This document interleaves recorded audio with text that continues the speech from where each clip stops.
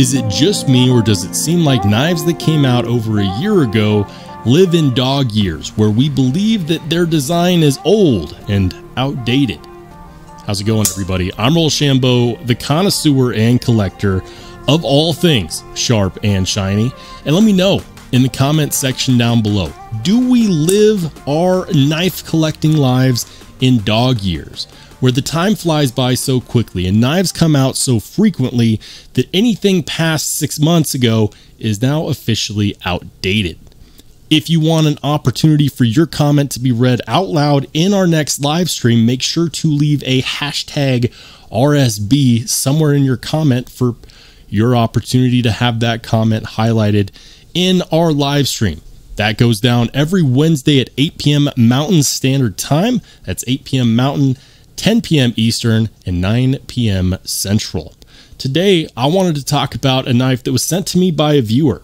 This is the V1 TW Price The Dawn. That's D-A-W-N. And it's a knife that I was very interested in when it first came out, and I still think that it's a relevant knife today. Huge shout out to Eugene Krabs, who is a channel viewer and audience member, and I want to make sure that he gets his props, because without him, I would not have the opportunity to talk about this specific knife. And I am so excited to do so, because I think that even though this knife has a V2 version, this one is still relevant. Let's talk about the TW Price The Dawn.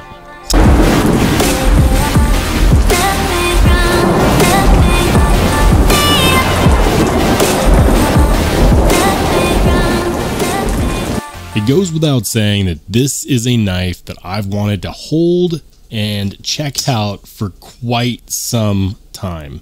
The TW Price Dawn V1. And guys, I am fully aware that they've come out with the version 2 that has made some changes more recently. I'm definitely aware of that.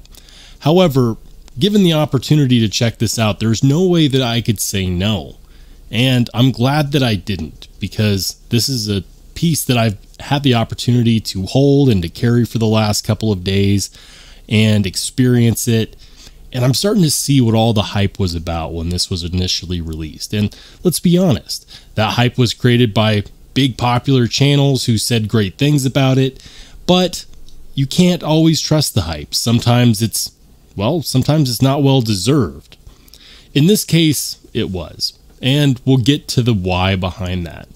Let's first and foremost talk about some of the spec. And I'll go ahead and have that pop up here on the screen real quick.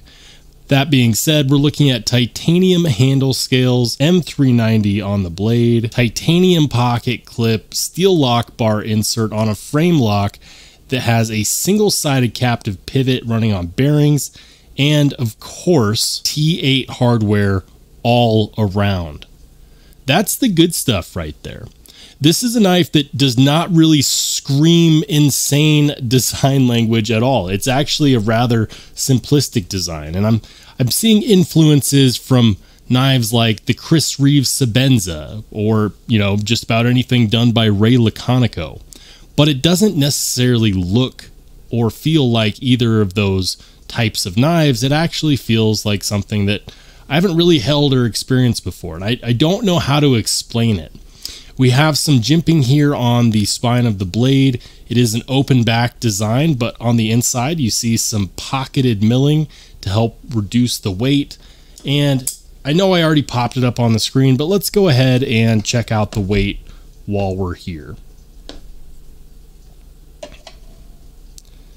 It's going to come in right there at about 3¼ ounces, so pretty good. As far as the ratios are concerned, this one is definitely not going to disappoint. It feels really well balanced.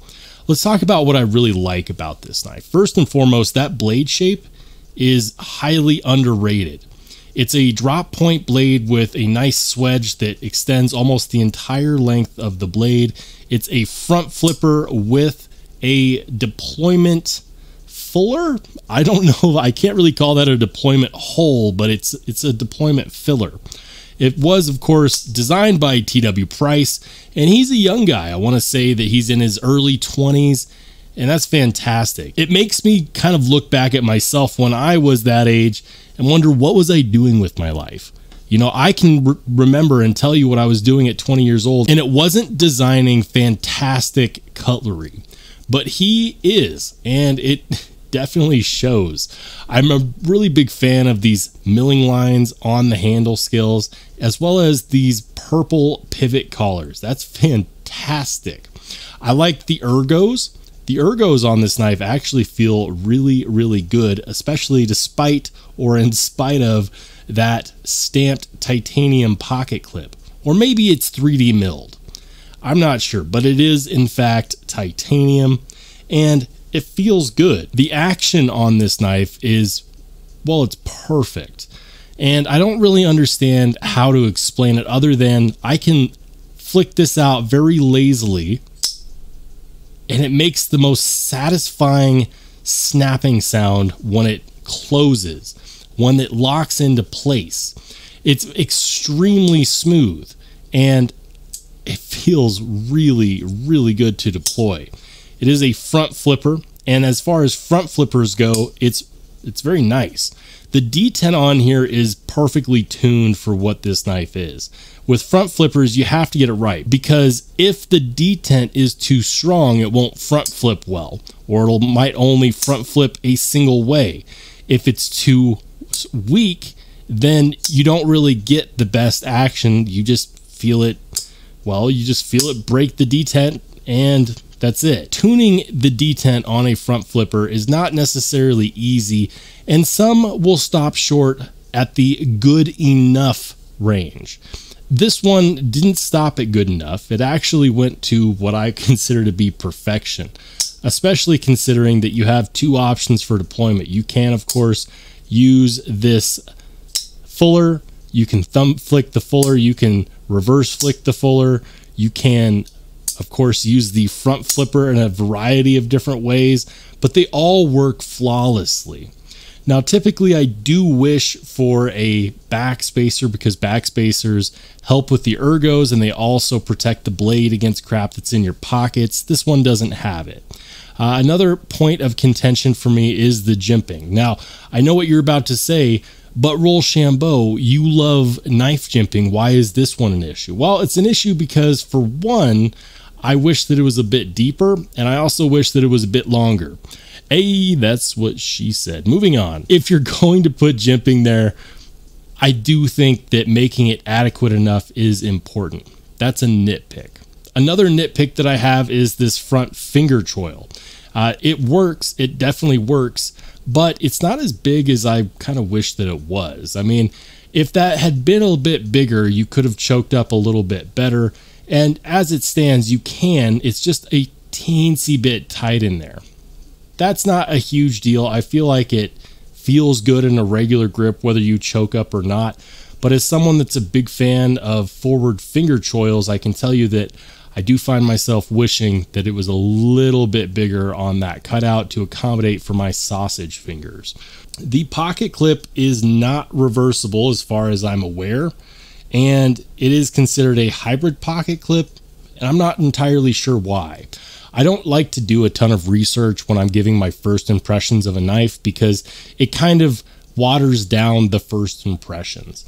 Another good point of manufacturing here is the lockup on this frame lock. Now, the new version 2s, they are in fact an inset liner lock instead of a frame lock, but this one is a frame lock, and the lockup is going to be there right about 55%, I would say, maybe 50%. Needless to say, it's perfect. There is absolutely no play. There's no lock rock. The detent is so good that I can tell you already there is no detent lash here. That's perfect. If you're wondering who did the manufacturing, some people might think that it's Riot, but no, it is in fact Bestech. And Bestech has some extremely good manufacturing capabilities. Of course, in 2023, we know now that Bestech actually contracts out their OEM work to other partners that they have, but whoever they're contracting that work out to is doing a really phenomenal job. So that's what I like. Those are a few of my nitpicks. That's really all I have to say on the manufacturing, the fit and finish. The knife is really cool. It looks good. The action is good. Very well done. Let's do a quick comparison. And of course, we're going to put it up against the Spyderco Paramilitary 2. As you can see, the Paramilitary 2 is going to be taller and longer, and also a bit thicker as well. If we line it up like that, you'll see that while it's not by a whole lot, it is there. And so, yeah. In fact, a more fair comparison in this case might actually be against the CJRB Pyrite. Now, if you compare it against the Pyrite, what you'll find is that they have almost identical length and height. The carry profile on here is very close. Look at that. It matches up to the carry profile on the Pyrite perfectly. That's crazy. I don't think I've ever seen anyone compare the Pyrite to the TW priced on, but the lines are very similar, at least between the front finger choil and the front part of the handle scales. And if we were to go ahead and check out the width of those handle scales, you'll see that they are actually, they're bang on. And they both have those barrel spacers there, and that's kind of where the comparison needs to end, because you can't really compare this $50 knife against this knife. When this came out, this was going to be somewhere in like the $270 range, upwards of you know, $300-400 for some of the more expensive versions. I don't think I'd go for the more expensive versions. I think that this one around the $260 mark was extremely fair for what it is, especially considering that this is some of the best action that I've felt on a knife in a very long time. The deployment on here is sickeningly addictive. It's knives like these that cause me to have a bit of a problem, and they keep me coming back and wanting more. Now, on the V2 version, it sounds like he did go ahead and extend the jimping out. Whether or not he made it deeper, I have no idea. I haven't handled a Dawn V2, but one thing's for certain. After handling this one, I definitely want to. If you want to see more awesome knife videos, make sure to click the one that pops up next. I'll catch you on the flip side.